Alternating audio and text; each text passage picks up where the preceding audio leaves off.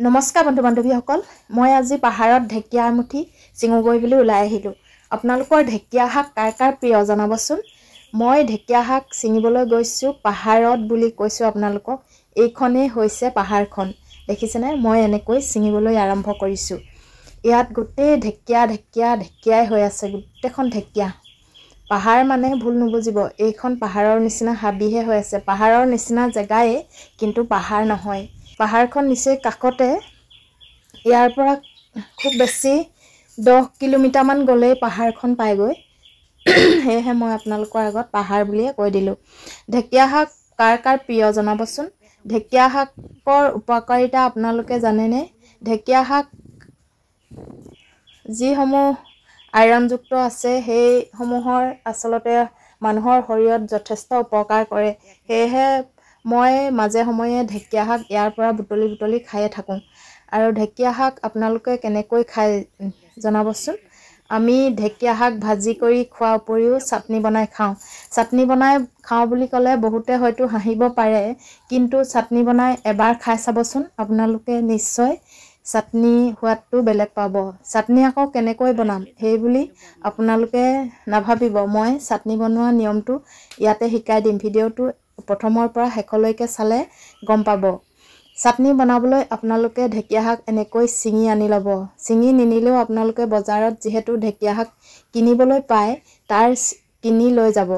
আৰু ঢেকীয়া শাক মুঠি ভালদৰে ধুই ল'ব। ধুই অলপ ৰ'দত লেৰেলাই ল'ব। লেৰেলাই লোৱাৰ পাছত আপোনালোকে পোনপ্ৰথমতে বুট কেইটামান তিয়াই থৈ দিব।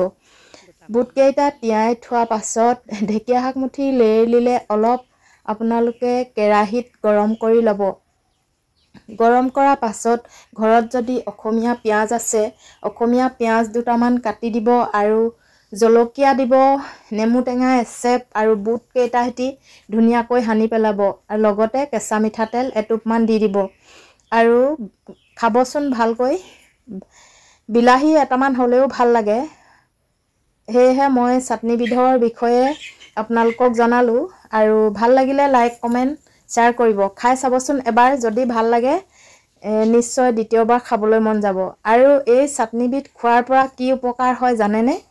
এই চাটনিবিধ যদি খায় আপোনালোকৰ যদি টোপনি খেলিমেলি বা টোপনি নাহে, তেতিয়া এই ঢেকীয়া শাকৰ চাটনি খালে আপোনালোকৰ টোপনি অট'মেটিক আহে বুলি মোৰ প্ৰমাণ আছে। কাৰণ মোৰ আগত টোপনি অহা নাছিল, তেতিয়া মই এই ঢেকীয়া শাকৰ চাটনি মোৰ শহুৰ দেউতাই ক'লে যে ঢেকীয়া শাকৰ চাটনি খাচোন টোপনি আহিব।